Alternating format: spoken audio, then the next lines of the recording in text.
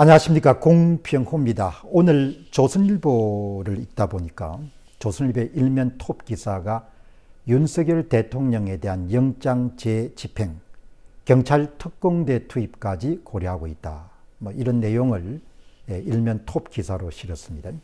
그 하단에 보니까 한 분이 이런 글을 남긴 겁니다. 제가 조선일보 35년 구독자입니다. 이제 신문을 절독합니다. 당신들이 나라를 망국의 길로 이끌고 있습니다. 그렇게 여러분들 하고 이제 좀 더 장문의 글을 썼는데, 오늘 방송 사정상 간단하게 그냥 당신들이 만국의 길을 이끄는 그런 주범들이다. 그런데 내가 35년간 조선일보를 봐왔는데 이제 조선일보를 끊겠다, 이렇게 이야기가 나와서 이제 제가 궁금해가지고 한번 물어봤습니다. 설문조사를. 이 윤 대통령에 대한 영장 재집행, 특공대 투입, 그리고 한 조선일보 독자께서 당신들이 망국의 길로 이끌고 있는 그런 주범들이다. 거기에 대해서 여러분 어떻게 생각하십니까?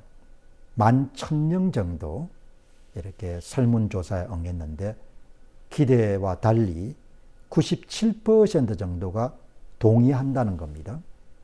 그리고 동의한다에 가로 열고 제가 언론 불신 이렇게 붙였는데, 이제 설문조사에 응하신 11,000명 정도의 그런 설문조사에 응하신 분들이 97%가 동의할 뿐만 아니고 대한민국의 언론들을 불신한다, 이렇게 나온 겁니다.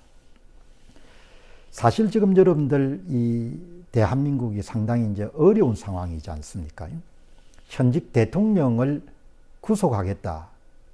설문조사를 해보게 되면 대개 95%, 97% 정도가 10만 명, 15만 명 정도가 참여하는 그런 설문조사에서도 말이 되지 않는 이야기다.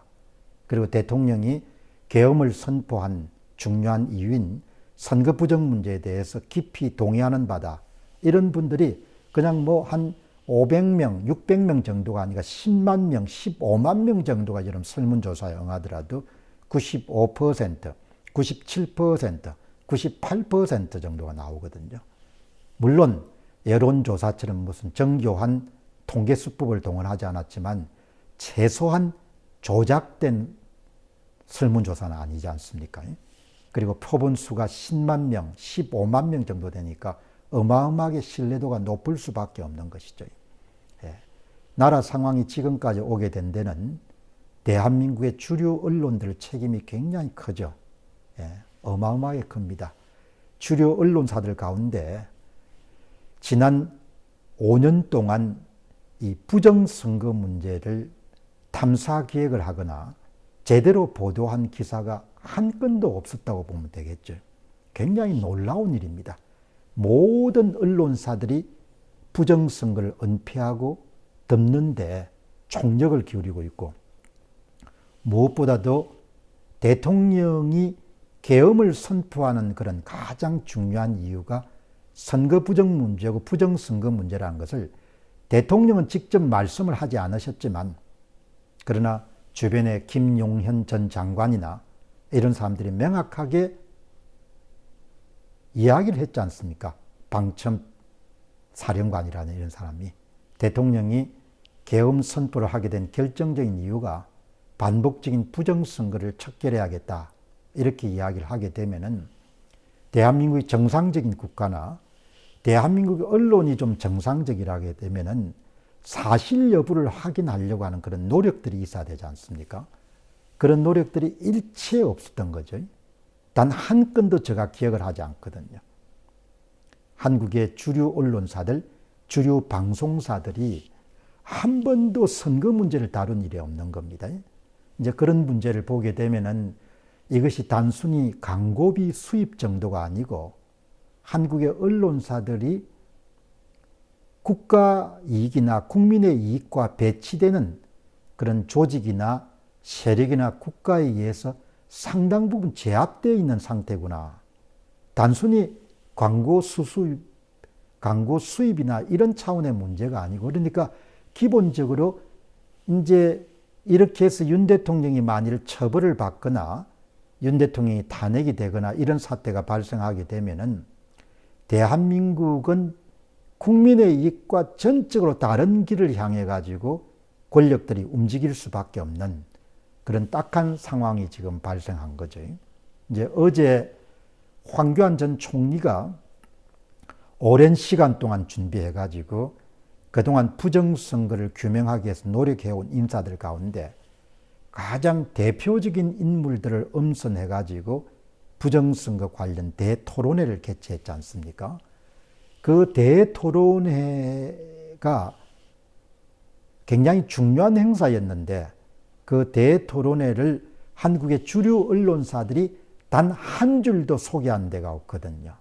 그 이야기는 단순히 돈 문제를 넘어서 선거 부정을 기획하고 주도하는 세력들이 단순히 국내만의 연계관계가 아니고 해외 국가들하고도 굉장히 깊게 연관이 돼 있고 한국의 주류 언론사나 주류 정치인들이나 이런 모든 사람들이 그런 세력들의 포획이 되거나 제압이 돼 있는 그런 상태다는 것을 한 번 더 확인할 수가 있습니다.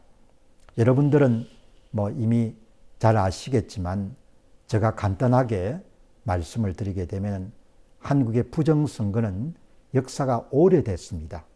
그리고 본격적으로 전국적인 차원에서의 조작이 노출이 되기 시작한 것은 2017년도 대통령 선거부터죠.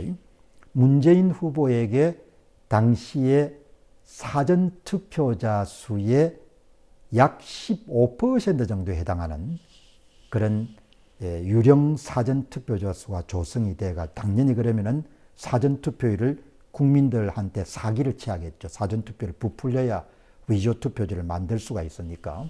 그렇게 해서 이제 문재인 후보에게 더해지는 사건이 있었고 그 이후에 굵직굵직한 2018년의 지방선거나 2020년의 총선 그리고 2022년도 3구 대통령 선거 그리고 2024년도의 총선 그리고 중간중간에 실시했던 그런 보궐선거 그러니까 지방선거, 총선, 보궐선거, 대통령 선거 전부 다 선거관리위원회가 동일한 조작 방법을 사용해서 표를 더불어민주당 후보에게 더해주는 그리고 비례대표 같은 경우는 조국 혁신당에게 더해주는 그런 종류의 득표수 조작을 해온 거죠.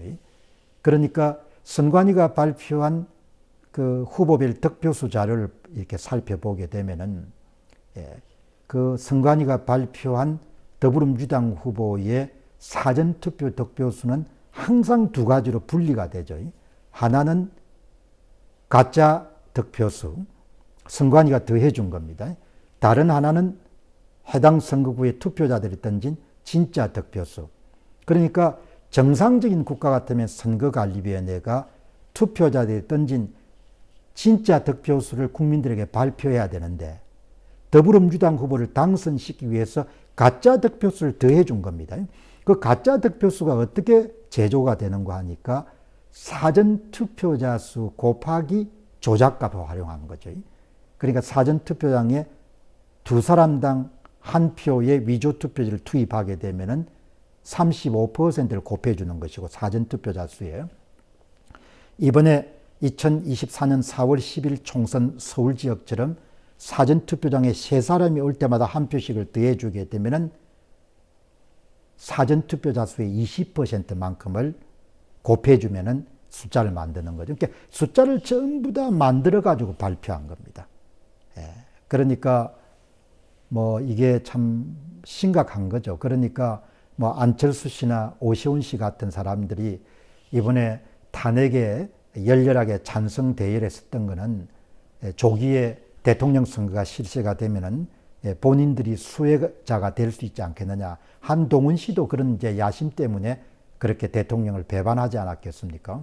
근데 될 가능성이 전혀 없는 거죠. 그러니까 그분들에 대한 개인적인 호불호 문제를 떠나가지고 선관위 발표 후보별 득표수 이꼴은 가짜 득표수 더하기 진짜 득표수이기 때문에 그러니까 더불어민주당의 일종의 브랜드를 달고 대통령 후보를 나오든 시도지사 후보를 나오든 시군구청장 후보를 나오든 국회의원 후보를 나오든 전부가 다 여러분들 가짜표를 선관위가 더해 주니까, 그러니까 이번 2024년도 4월 10일 총선에 서울 지역에서는 대개 10,000표 이상 정도를 더해 줬지 않습니까? 1인당 후보가 선관위로부터 받은 공짜표, 유령 사전투표자가 10,000표 정도 되니까 뭐 죽었다 깨어나도 안철수 씨는 대통령이 당선될 수가 없는 거죠.